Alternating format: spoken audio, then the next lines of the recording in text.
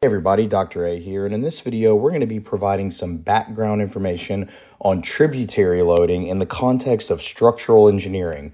So let's go ahead and get started. A tributary load for a structural element is the load within a particular geometric region of that element. Now, I said the word element twice. What do we mean by that? Well, if you recall, the most common structural elements we deal with are beams and columns, okay? So, I mean, there's others besides those, but those are very common structural elements that we often have to deal with. The magnitude of the element's tributary load is going to be computed based on how the load is transferred to that element, okay?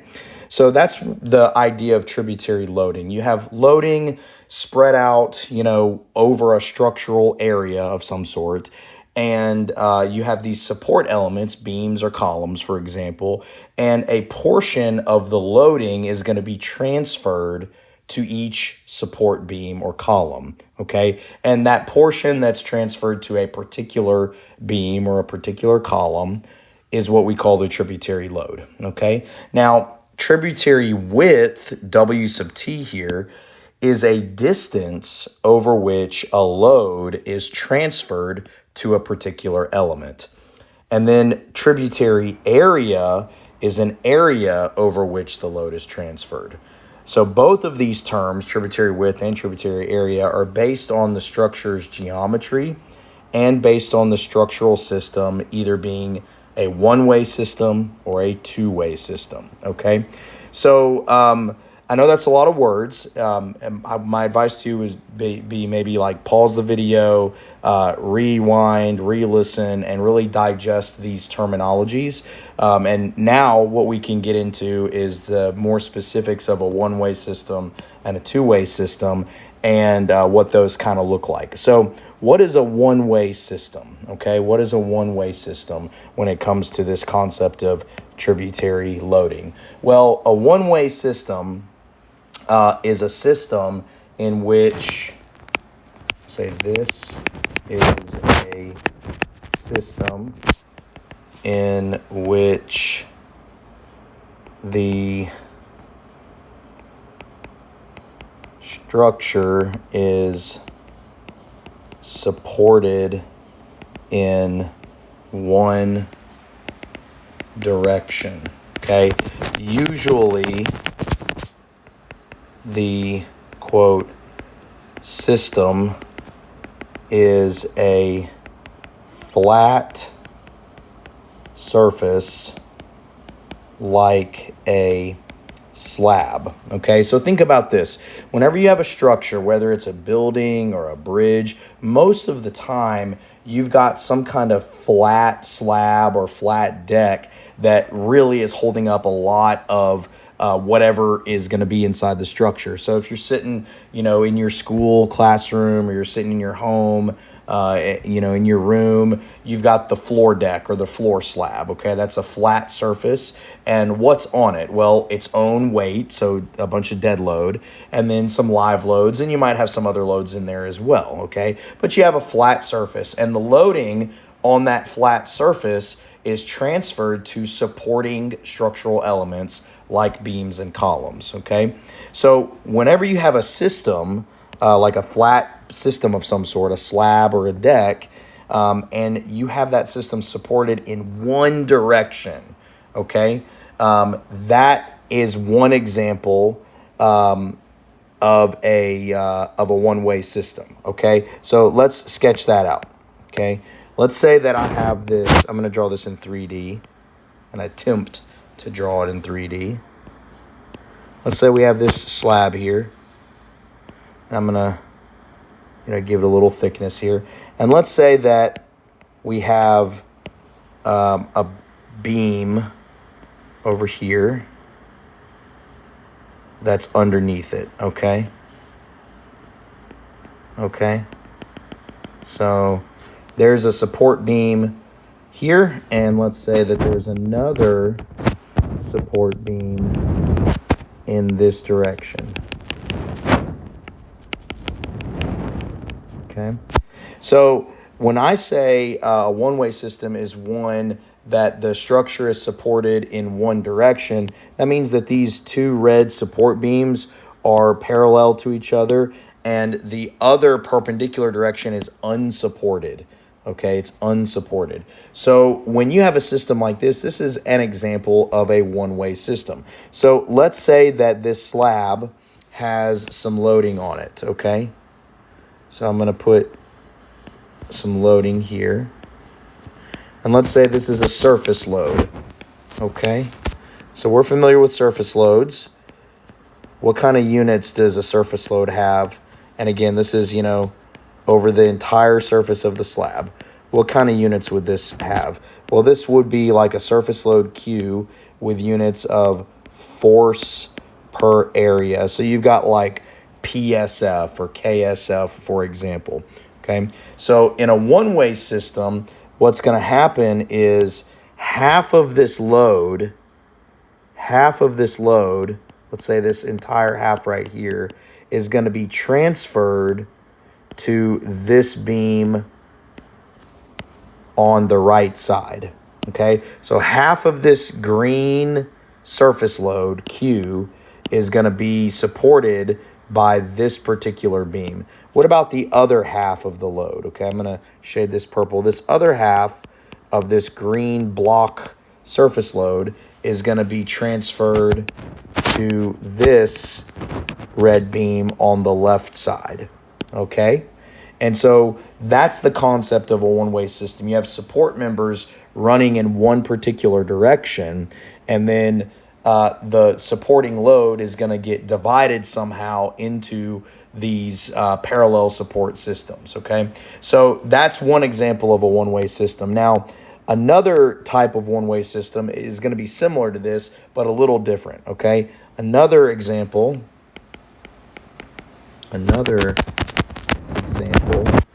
is one that is supported in two directions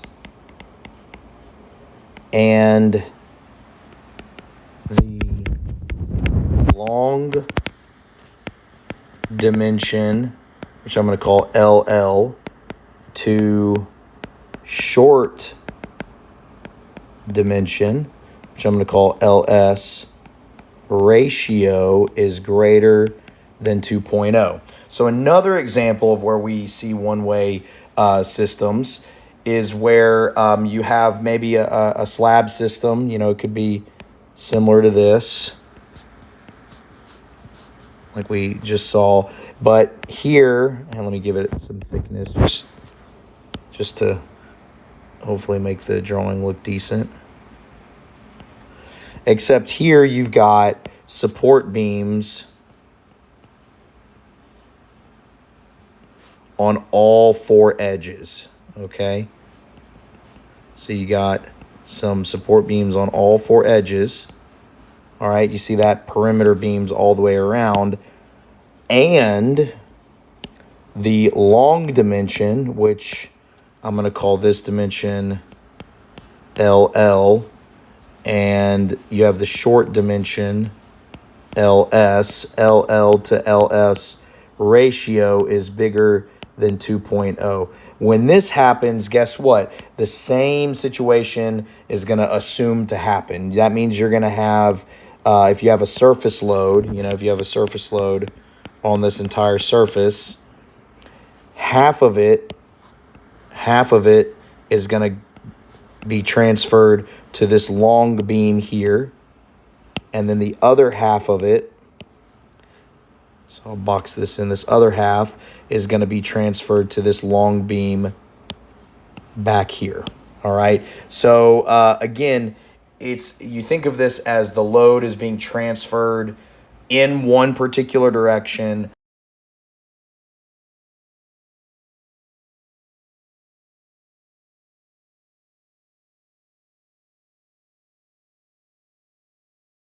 And in either geometric example, you have that load transferred in one direction. And the first geometric example is the support system is also in one particular direction. And the other example is the support system may be on all four sides, but the ratio of the longer dimension to the shorter dimension is bigger than 2. Okay, so that is the idea of a one-way system. Now, what about a two-way system? Okay, two-way systems occur when you have support on all four sides. Okay, so the flat surface supporting the load is supported on all four sides or two directions. Okay. And you have the long dimension to short dimension ratio bigger than, not bigger than, less than or equal to 2.0. Okay. Less than or equal to 2.0. So again, if I sketch this out, I'm going to sketch this one a lot better for us than the last one. If I sketch this out like this, let's say I got this slab here. Let's give it some thickness. All right. And let's say, let's make these maybe a steel shape. Let's say I got a steel beam here. I got a steel beam here. Running underneath it. And let's say I got another steel beam here running underneath this one. And then I got another steel I-shaped beam here running underneath this one. So again, support on all four sides. I've got LL and LS here. All right. But LL to LS is less than or equal to 2.0. Okay, so it's not as much of a long rectangle. It's more of like a short rectangle or even a square of some sort. So what's going to happen with the loading here? Okay, well, again, let's say I have this surface loading.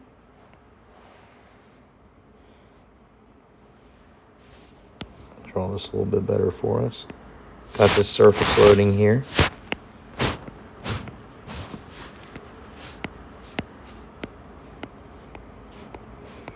And, it's got a magnitude of Q with units of force per area. So what's going to happen here is we're going to project 45-degree angle lines from the corners of the slab towards the center of the slab, okay? And you're going to develop these 4 different shapes. 2 of them will be probably trapezoids, and the other 2 will be triangles. And those are your tributary areas for a two-way system. So the best way to visualize this even better would be if I draw a plan view, okay? So let's draw a plan view of this situation. Let's say this is LL and this is LS. And so what I've done is I've drawn 45-degree lines projecting from the corners, and they meet somewhere here, okay? And so what I have here, what I've generated now, is these 4 different tributary areas. And remember, where are these 4 red beams that I drew? Well, they're underneath the perimeter of this slab, okay? So I'm going to sketch them on here. I'm going to draw some hidden lines here.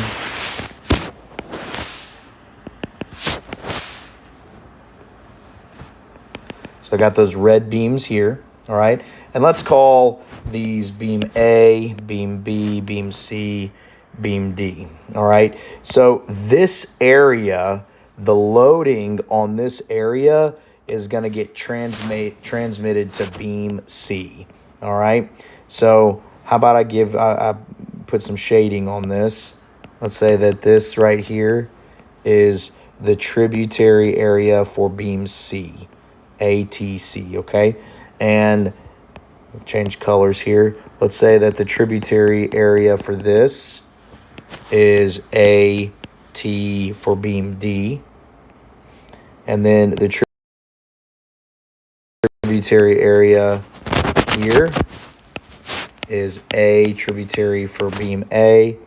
And the tributary area over here is the tributary area for beam B. So what we're saying is that surface load Q, the portion of it that is within this tributary area, this trapezoidal shape here, is going to be fully supported by beam C, okay? Similarly, the portion of this surface load Q that's within this purple triangular area is going to be fully supported by beam B. Now, you may have heard me say it a few times. These are 45-degree projected lines, right? So this right here, they're all 45 degrees, 45 degrees. So if they're all 45 degrees, will I be able to do some basic geometry to figure out what these tributary areas and widths are? Yeah, absolutely. Okay. So if I resketch this, I'm going to resketch it for us to visualize a little bit better. Again, all these are 45-degree angles. This dimension is LS, and this dimension is LL, okay? So let's say I'm looking at this area right here, right now, okay? What will be this dimension line right here? You tell me, what is that going to be? Well, that's just going to be LS over 2. Okay, that's just going to be LS over 2. Okay, how do I know that? Well, again, I'm going out at a 45-degree angle from all four corners. Okay, so if this whole length is LS and I project a 45-degree line here, okay, then the halfway point is going to be LS over 2.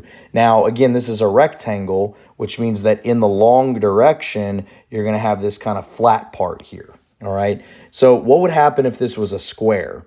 Well, if your slab was a pure square, then your tributary areas would all be triangles, right? They would all be the same size triangle. So how would I calculate these tributary areas? Well, again, I know these dimensions now, so I just use basic geometry, right? So the area of this, so yeah, this dimension will also be LS over 2 because, again, we're at a 45-degree angle all the way around, okay, from each corner. Now, what will the shape of the load distribution look like on these actual beams, you know, these 4 support beams? Well, let's sketch that out. We're going to say beams A and B. Okay, these are these 2 parallel beams, A and B. If I were to kind of sketch them out like this, the loading on them would actually be a triangular shape like this, okay? And the reason is because the area that the load is being transferred through to those particular beams is a triangular shape. So the vicinity of the middle of the beam is going to have a higher magnitude of load. So this value right here, I'm going to call it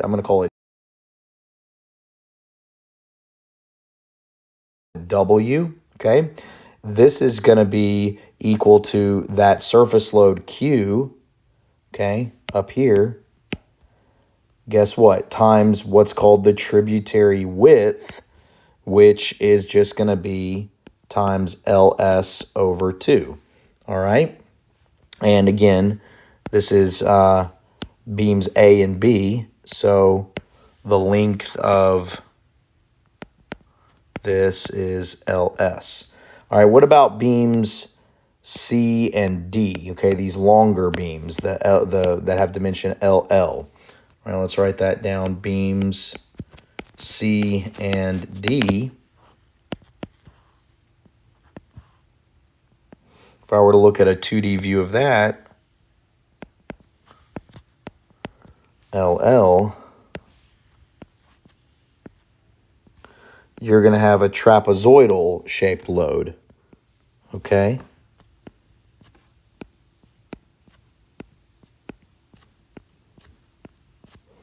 Kind of like that.